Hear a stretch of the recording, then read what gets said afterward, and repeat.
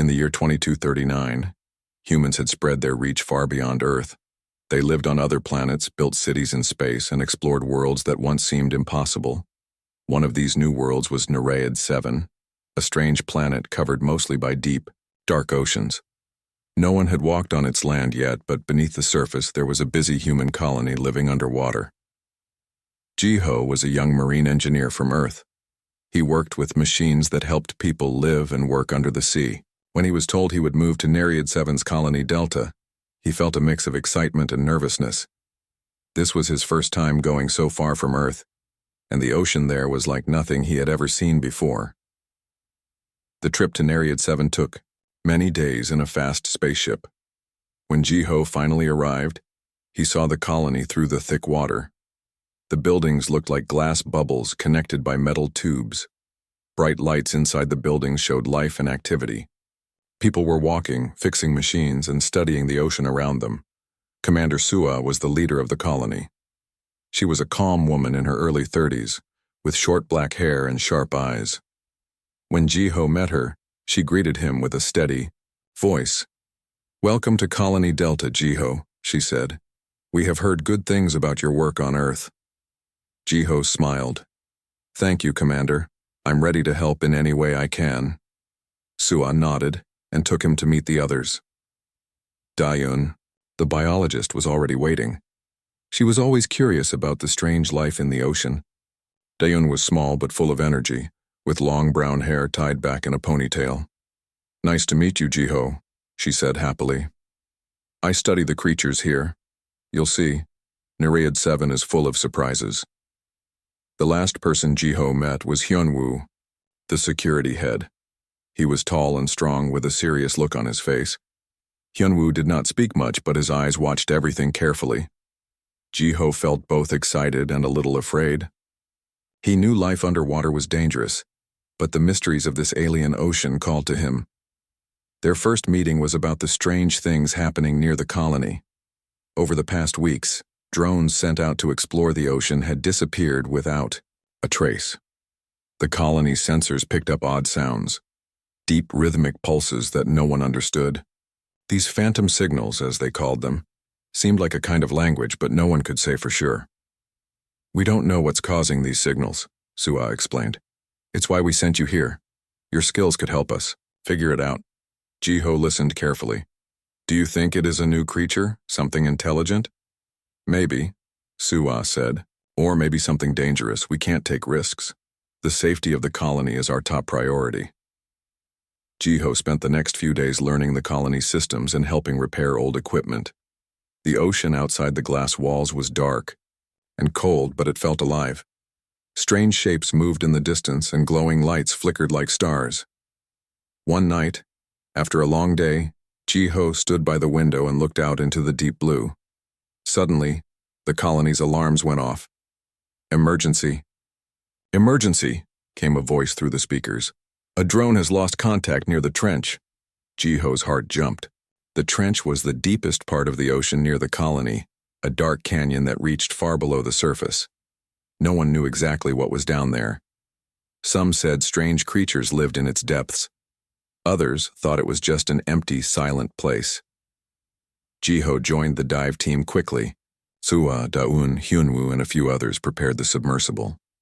It was a small, strong vehicle designed to explore the deep ocean. Jiho checked the controls, feeling the pressure of the water all around them. The submersible dove into the water with a soft hum. The light from the colony grew smaller until it was just a faint glow behind them. Outside the window, darkness spread. Strange fish with glowing eyes floated past, and tall, waving plants moved slowly in the currents. The team headed toward the trench. As they got closer, the water became colder and darker. The pressure outside the submersible pushed hard on the metal shell, but the craft held strong. Suddenly, their instruments went wild. The sonar showed a large, moving shape near them. The rhythmic pulses of the phantom signals grew louder. Then, a strong force hit the submersible hard. It rocked from side to side. The lights flickered and the engine faltered. Everyone held on tight as the vehicle spun slowly in the dark. Jiho looked out the window. For a moment, He saw a huge shadow with long limbs and a body like a flowing ribbon. It moved with strange grace. It looked like a creature, but also like a woman, tall and strong with glowing blue patterns on her skin. The shadow disappeared into the dark water. The submersible system slowly came back online. The team breathed deeply but stayed alert. They had no idea what they had just seen, but they all felt the same thing. This was no ordinary animal. Back at the colony, Daun worked on the strange signals they recorded. She studied the rhythms and patterns, trying to find meaning. "Look here," she said to Jiho. "This isn't random noise. It looks like language, or maybe music. Something intelligent made these sounds." Jiho nodded. "We must learn more. If this creature is smart, it might be trying to communicate." But Sua was cautious. "We cannot trust something we don't understand. It could be dangerous." Despite the warnings, Jiho found himself thinking about the creature all the time. At night he dreamed of glowing blue eyes watching him underwater. The feeling was strong, as if the creature was calling to him. One evening, Jiho stood again, by the window. He whispered, "If you are out there, I want to know you." The ocean around Colony Delta was quiet, but deep down in the trench, something moved. Something ancient and powerful. The mystery of Nereid 7 had just begun. The next morning, the colony was quiet but tense.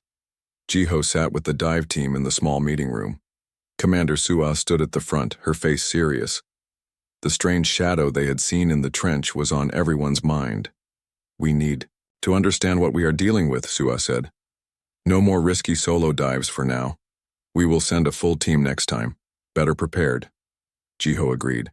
"We cannot ignore the signals or the creature's presence. If it is intelligent, we must try to communicate." Daun nodded excitedly. "I'm working on a way to send back signals. Maybe we can answer its calls." Hyunwoo, the security head, frowned. "I don't like the idea of talking to something we barely know. What if it attacks us next time?" Sua raised a hand. "We will be careful. Jiho, you will help design the new submersible's upgrades. It will have stronger shields and better communication tools." Jiho felt proud. This was his chance to make a difference. He spent long hours working with the engineers, adding new sensors and a special sonar device that could send patterns back into the water.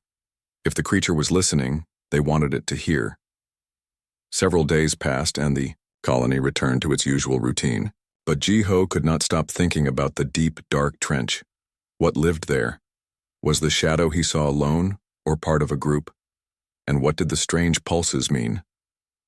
At night, he sometimes dreamed again of glowing blue eyes and the quiet touch of something warm and strong in the cold water. The feeling was strange but not frightening. It felt like a connection. Finally, the day came for the next dive. The upgraded submersible was ready. It had bright lights, stronger shields, and the new sonar signal device. Jiho joined the dive team, feeling nervous but ready. The team included Sua, Daun, Hyunwoo, and 2 others.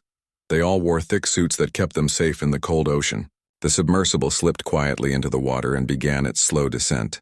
As they went deeper, the water grew colder and darker. The trench opened below them like a giant mouth. The creatures of the deep swam by, curious but cautious. The submersibles. Lights cut through the blackness. Then, Jiho saw it again, a large shadow moving near the trench walls. The team held their breath. Suddenly, the sonar device started sending the special patterns they had prepared. A series of rhythmic pulses, carefully made to sound like music. For a moment, nothing happened. Then the shadow stopped and turned. Slowly, a shape emerged from the darkness. It was the creature. The strange Beastwoman Jiho had seen before. Her body was long and smooth, like a sea serpent, but with arms and legs and a strong, graceful form. Her skin was covered in glowing, blue marks that pulsed with light. She moved closer, watching the submersible with intelligent eyes. Jiho's heart raced. Could she understand them? Suddenly, the submersible's shields flickered. Something hit the craft hard, shaking it violently. The team struggled to keep control. "What is that?" Sua shouted. Jiho looked out again and saw another shape, this one bigger and more terrifying. It had sharp teeth and glowing red eyes. It was a predator, a dangerous creature that had been disturbed by their presence. The two creatures faced each other for a moment, the blue-marked Beastwoman and the red-eyed predator. Then, with a powerful burst, the predator charged at the submersible. The team reacted quickly. Hyunwoo fired electric nets, trying to stop the predator. The submersible's shields held for now, but the attack was strong. Jiho grabbed the controls and pushed the craft deeper into the trench, hoping to escape. The water pressure grew and the lights flickered. Suddenly, the Beastwoman wrapped her long arms around the submersible. It was not a fight. It was a protection. Her glowing skin lit up the water, and the predator stopped its attack. Jiho looked at her in surprise. She pulsed a rhythm with her arms, sending a message through the water. Da-eun quickly decoded the pattern. "She's saying safe. She wants to protect us." The predator growled but backed away. The Beastwoman stayed close, moving with the submersible as it slowly rose toward the colony. Back inside the submersible, the team was silent but amazed. Jiho felt a strange calm.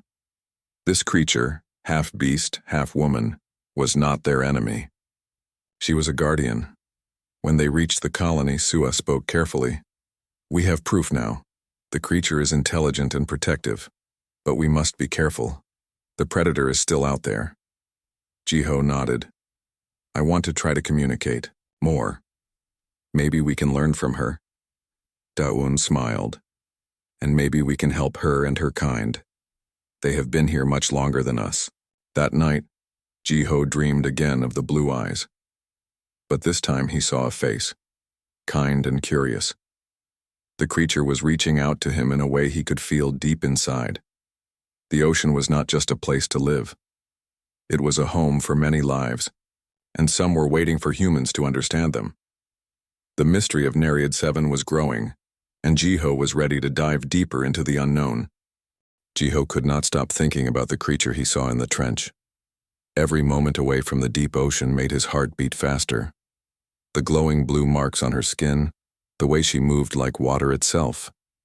It was like she was from another world, but she felt familiar somehow.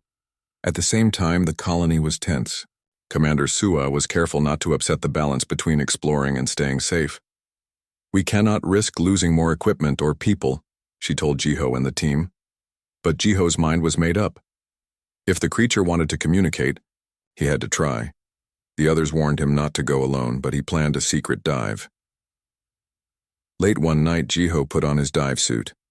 The colony was quiet except for the soft hum of machines. He checked his oxygen and communication gear twice. Then he slipped into the water, moving carefully away from the lights of the colony. The cold water wrapped around him. The pressure was strong, but Jiho was trained. His suit kept him safe. He swam toward the trench where he had seen the creature. As he neared the dark canyon, his heart raced. The silence was complete. No fish, no plants, only the deep blue blackness. Suddenly he saw a pulse of light, blue and soft, like a heartbeat. Jiho followed the glow deeper into the trench. The water grew colder and his breath slowed. Then in the shadows the creature appeared. She was even more beautiful close up. Her skin was smooth and wet, glowing with soft blue light. Her eyes were deep pools of ocean, calm but full of strength. Her long hair floated like seaweed around her face. She moved closer, wrapping her long arms gently around Jiho. At first he was scared, but her touch was warm and comforting, like being wrapped in a safe blanket. The crushing pressure of the deep ocean did not feel so bad with her there. Then something amazing happened. Jiho felt a pulse on his skin, a rhythm like music. It was not sound, but a kind of feeling. The creature's body moved gently, and the yao rhythm grew stronger. Images appeared in his mind. Vast oceans, shining fish, dark caves, and bright coral. He saw the creature's home, a hidden city deep below the ocean floor, made of glowing stones and coral towers. He saw her people, tall and strong like her, with blue and green glowing marks. They were the guardians of Nereid 7's oceans, watching over the life below the surface. The creature's name was impossible for Jiho to say. He decided to call her Hinari, after an old sea goddess from Earth stories. Hinari's pulse grew softer and he felt her trust. Suddenly, a sharp pain hit Jiho's suit. He gasped and pulled away. The pressure outside was rising. Something was wrong. Hinari's eyes flashed with worry. She pulled Jiho close and wrapped around him again, pressing her body to protect him. He felt safer with her even in the dangerous depths. Slowly, Hinari showed Jiho more visions. Machines from the colony were hurting the ocean. Big metal, drills and mining vessels dug into the seafloor. The noise scared the fish and damaged the coral. Hinari's people were angry, but could not fight back openly. They needed help. They trusted Jiho because he did not try to hurt them. Jiho promised silently to do whatever he could to protect the ocean and Hinari's people. The pressure on his suit grew stronger. He had to go back. Hinari let him go gently, her glowing arms pulling back into the dark water. Jiho swam up as fast as he could, the memories of the glowing city burning in his mind. When he reached the colony, he was tired but filled with a new purpose. Jiho told Sua about Hinari and the visions. At first, she did not believe him, and our alien guardian underwater? It sounds like a fairy tale, Sua said. We must focus on real dangers, the predators and the mining risks. Jiho was not discouraged. She is real. I felt her. She wants peace, but she needs our help. Dayun listened carefully. If the mining is hurting the ocean, we should stop it before it causes more damage. Hyunwoo shook his head. We cannot just stop mining. The colony needs resources to survive. The debate went on late into the night. Jiho knew one thing clearly. Hinari was not a threat. She was a protector, wrapped in mystery and ancient strength. That night, as Jiho lay in his small room, he touched a small water globe from Earth. He whispered, I will find a way to help you, Hinari. Outside, in the deep, dark ocean, the blue lights pulsed softly, a sign that Hinari was watching and waiting. The deep waters of Nereid 7 held many secrets, but Jiho was ready to learn them all. The next morning, Jiho woke early, his mind still filled with the images Hinari had shared. The glowing city beneath the ocean, her people, and the damage caused by the colony's mining machines, all weighed heavily on him. He knew the colony's survival depended on resources, but at what cost? At the briefing room, Jiho found Commander Sua, Da-un, and Hyunwoo already waiting. Their faces looked serious. Today was the day to decide the colony's next steps. Sua began. We received a report from the mining crews. They have found rich minerals near the trench. This could provide the colony with the resources we need for years. Hyunwoo added, but those mining operations will be right where Jiho said the Guardian lives. If the mining destroys their home, there could be serious consequences. Dayun spoke quickly. I agree with Hyunwoo. The ocean ecosystem is fragile. We must find a balance. Jiho took a deep breath. I know this colony needs the minerals, but I have seen the Guardian, Hinari. She and her people protect the ocean. If we harm their home, we risk their anger and losing a valuable ally. Sua's eyes narrowed. We cannot base decisions on stories about unknown creatures. The colony's safety and future come first. Jiho's heart sank. He understood her position but wished she could see the truth beneath the surface. The debate continued for hours. Some argued for cautious mining, others for halting operations altogether. Jiho listened carefully. He had to find a way to protect Hinari's people and help the colony survive. Later, Jiho met Da-un in the lab. She showed him the latest scans of the ocean floor. The mining machines were already making small cracks in the coral structures near the trench. This won't hold for long, Da-un said. If the mining continues, it will destroy their home. Jiho's mind raced. What could he do? Suddenly, Da-un had an idea. What if we try to communicate with Hinari again? We can learn more about her people and find a way to warn the colony. Jiho nodded. I'll prepare for another dive.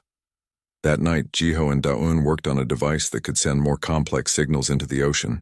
It was designed to mimic Hainari's rhythms and patterns. The next day, Jiho prepared for his dive. This time, he felt less afraid. The connection with Hainari gave him courage. He swam toward the trench again. The familiar darkness surrounded him. Then the blue light appeared. Hainari was waiting. Jiho sent the new signal. Hainari's glowing marks pulsed back. This time the rhythm was longer, more complex. Images filled Jiho's mind. He saw the city again, but now he saw danger. A large machine tearing into the coral walls. His heart ached. Hainari's eyes looked at him filled with worry and hope.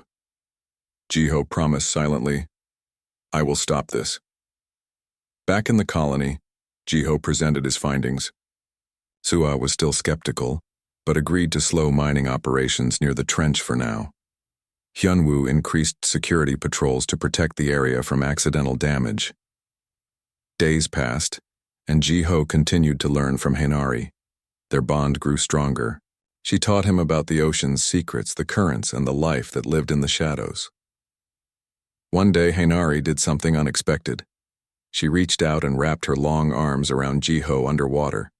This time, not as a protector from danger, but as a sign of trust and friendship. Jiho felt her warmth and strength. The ocean around them seemed alive with energy. He realized then that Hainari was not just an alien creature. She was a symbol of nature's power and beauty, something humans needed to respect. But the future was uncertain. The colony needed minerals, and the machines could return. Jiho had to make a choice: protect Hainari and her world or protect the colony's future. He looked toward the glowing city beneath the waves and whispered, "There must be a way for both to survive." The days passed slowly after Jiho's last dive. The colony was quiet but filled with nervous energy.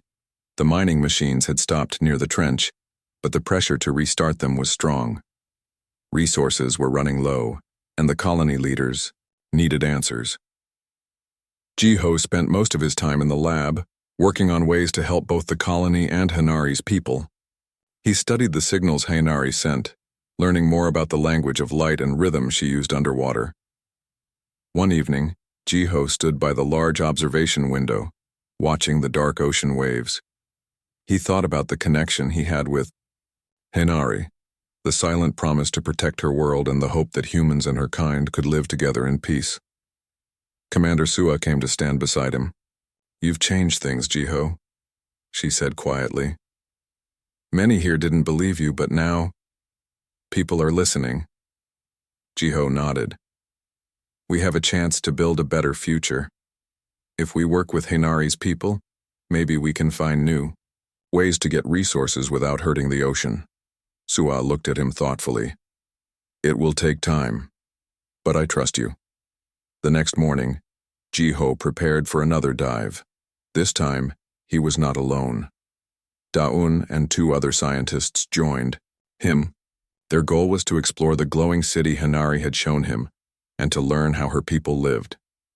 The submersible moved slowly through the water, guided by the soft blue light of Hainari's pulses. When they reached the city, the scientists were amazed. The coral towers were real, glowing softly in the dark water. Strange fish swam around, and the buildings seemed alive, breathing with the ocean. Hainari appeared, welcoming them with gentle movements. She showed them her people, tall, graceful beings with glowing marks like her own. They swam alongside the submersible, curious but cautious. Jiho communicated with Hainari using the signals they had developed. She shared stories of her people's history, how they had protected the oceans for centuries, and how the mining machines threatened their home. The scientists recorded everything. Daun smiled. "This knowledge can help us find new materials from the ocean without destruction." Jiho felt hope growing. This was the start of something new. Suddenly, the water around the city trembled. A deep rumble echoed through the trench. Hainari's eyes grew wide with fear. "The predator!" Jiho understood. The red-eyed creature that had attacked before was coming back, stronger and angrier. It was attracted by the mining sounds and the presence of the submersible. Hinari and her people gathered to defend their home. Jiho and the team watched as the predator approached, its sharp teeth flashing in the light. Hyunwoo, watching from the colony, sent a warning. "Prepare defenses. The predator is near." Hinari moved with power and speed. She wrapped her arms around the predator, glowing brighter than ever. The two creatures struggled, light and shadow mixing in the dark water. Jiho felt the tension rise. If the predator won, it could destroy everything. But Hinari's strength and courage gave him hope. Suddenly, a blast of light from the submersibles. New shield pushed the predator back. The other scientists fired electric nets to slow it down. The predator growled and fled into the deep darkness. Hinari's people cheered softly. Jiho felt a wave of relief.